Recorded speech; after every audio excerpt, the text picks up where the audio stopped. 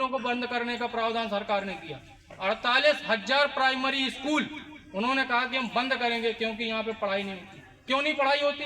किसकी जिम्मेदारी है पढ़ाई करवाना? बच्चों की जिम्मेदारी है, सरकार की जिम्मेदारी है कि वहाँ पढ़ाई नहीं होती। बच्चों की जिम्मेदारी की पढ़ाई नहीं होती। जब वहाँ टीचर नहीं होंगे, वहाँ पर केवल मिड डे मील बनाया जाएगा।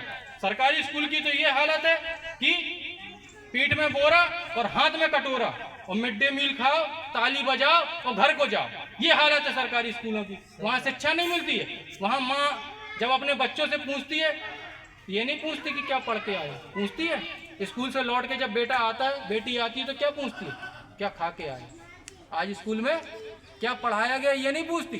क्या बना था ये पूछती है। भेज किस लिए रहे हैं? खाने के लिए। क्यों पूछ रहे हैं? क्योंकि सरकार ने ऐसा बना दिया। वही कॉन्वेंट स्कूल में बच्चे जाते हैं, वहाँ नहीं पूछा जाता।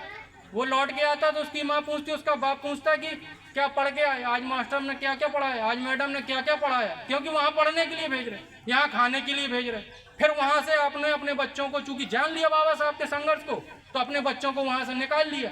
वहाँ से निकाल दिया। कुछ थोड़े बहुत बच्चे जो जा रहे थे तो सरकार ने कह दिया यहाँ बच्चे नहीं आ रहे, इसलिए हम ये 48,000 स्कूल बंद कर देंगे। जब स्कूल बंद हो जाएंगे तो हमारे बच्चे कहाँ जाएंगे? हमारे बच्चे कहाँ जाएं? चाहिए सरकार को ये था कि उन स्कूलों में बराबर अध्यापक पहुँचें, जितनी कक्षाएं उतने अध्यापक पहुँचें, और जब अध्यापक पहुँचेंगे तो शिक्षा होगी। लेकिन उन्होंने स्कूल बंद करने के बाद जब विरोध होने लगा तो उन्होंने स्कूलों को रोका। लेकिन जो बाबा साहब आपको सूत्र देकर गए, शिक्षित बनिए, शिक्षा के मंदिरों को ही जब बंद कर दिया जाएगा तो आप बच्चों को शिक्षित कैसे करेंगे? जब हमारी नींव कमजोर हो जाएगी, हम शिक्षित नहीं होंगे तो हम लोग कहाँ जाएंगे? गुलामी की तरफ जाएंगे। तो हम लोगों के लिए गुलाम बनाए रखने का षड्यंत्र निरंतर चल रहा है। लेकिन आपको ये अपने बुद्धि विवेक से सोचना है कि हमको किसके साथ खड़े रहना है।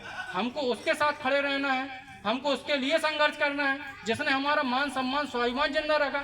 आपको ये पार्क जब सरकार बनी तो सरकार में ये पार्क और स्मारक बनाए गए तो बड़े पैमाने पर विरोधी दलों के लोगों ने षड्यंत्र करके आपके बगल में बैठ करके, अरे वो तो मायावती ने करोड़ों रुपए हाथी में बर्बाद कर दिया, करोड़ों रुपए पत्थर में बर्बाद कर दिया, करोड़ों रुपए पत्थर में बर्बाद कर दिया। आपको ये बताया गया, आपने भी ये कहा हाँ वो हाथी में बर्बाद कर दिया, करोड़ों रुपए हाथी में लगा दिया। हाथी क्या है? हाथी क्या है? पार्क क्या है? पार्क में कौन है? पार्क में हमारे पुरखे हैं। पार्क में हमारे पुरखे हैं। बाबा साहब की मूर्ति लगी हुई है, पेरियार की मूर्ति लगी हुई है, नारायण गुरु की मूर्ति लगी हुई है, ये कांसी राम की मूर्ति लगी हुई है। ये कौन है? इन पुरखों ने हमारे लिए अपना जीवन कुर्बान किया है, पूरे जीवन संघर्ष किया है। तो इन संघर्षों की बदौलत तो बहन जी ने हमारा इतिहास जिंदा रखा। और जिस कौम का कोई इतिहास नहीं होता वो कौम कभी शासक बन नहीं सकती। तो बहन जी ने हमारे इतिहास को जिंदा किया।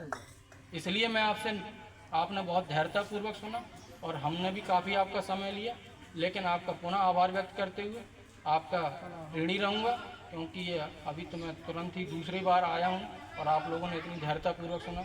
उसके पहले भी मैं आया 2017 में, लेकिन अभी तो हाल फिलहाल में दूसरी बार आने का अवसर प्राप्त हुआ।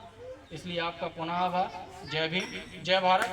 और इसके बाद जो है हमारे कुछ साथी बैठे हुए हैं, हाँ, और 9 अक्टूबर को बहन कुमारी मायावती जी मानवर कांसीराम साहब के परिनिर्वाण दिवस के अवसर पर बहन जी जो है लखनऊ में बहुत बड़ी विशाल रैली करने वाली है। तो आपको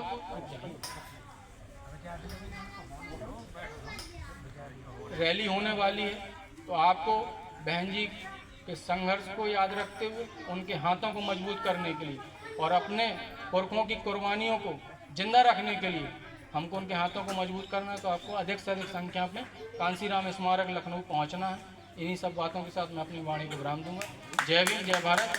और इसके बाद कुछ अभी साथी बैठे हुए हैं,